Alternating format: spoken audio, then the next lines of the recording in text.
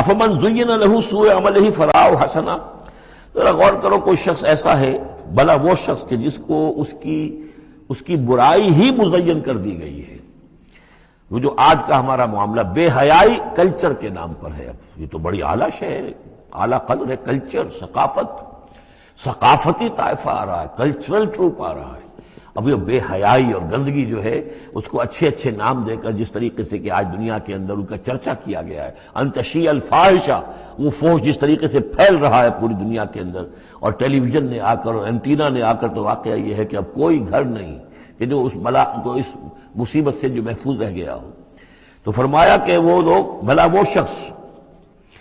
افمن زین لہ سوء عملہ، اس کے عمل کی برائی ہی اس کے لیے مزین کر دی گئی ہے، فرآہ حسنا، وہ اسے اچھا دیکھ رہا ہے، اس کو اچھا سمجھ رہا ہے، اس پر فخر بھی کر رہا ہے۔ آپ کے علم میں ہوگا نیوڈسٹ سوسائٹیز بھی ہیں، امریکہ میں وہ لوگ ہیں، مادر داد بڑھانا مرد اور عورتیں ایک مجلس کے اندر، اور وہ سمجھتے ہیں کہ لباس جو تکلف خام کا کیا ضرورت ہے۔ ہومو سیکشولز، اور وہ اتنے ایروگنٹ ہیں، اتنے اگریسو ہیں، وہ باقاعدہ مظاہرے کرتے ہیں، اور ان لوگوں کے خلاف جو اس کو برا سمجھتے ہیں اس کے خلاف میدان میں آ کر کھل کر ڈنکے کی چوٹ سینہ تان کر، بلکہ یہ کہ انہوں کو کوئی شرم نہیں، کوئی حیا نہیں ہے کہ ہومو سیکشولیٹی، لیکن یہ کہ عام ہے۔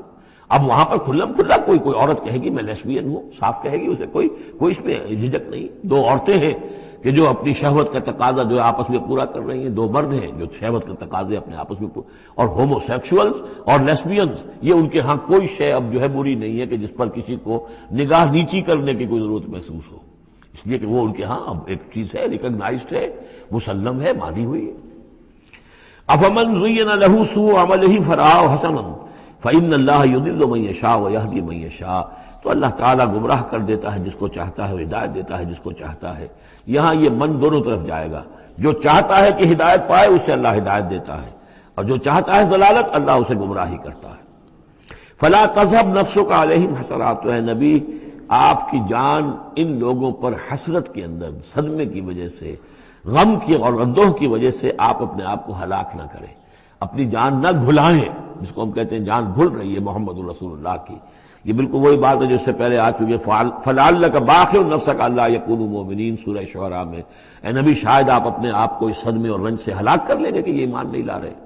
تو فَلَا تَذْهَبْ نَفْسُكَ عَلَيْهِمْ حَسَرَاتٍ، تو اے نبی آپ کی جان جو ہے نہ گھلے ان لوگوں پر صدمے اور رنج کی وجہ سے۔ ان اللہ علیم بما یصنعون، یقیناً اللہ جانتا ہے، بخوبی جانتا ہے جو کچھ کہ یہ کر رہے ہیں۔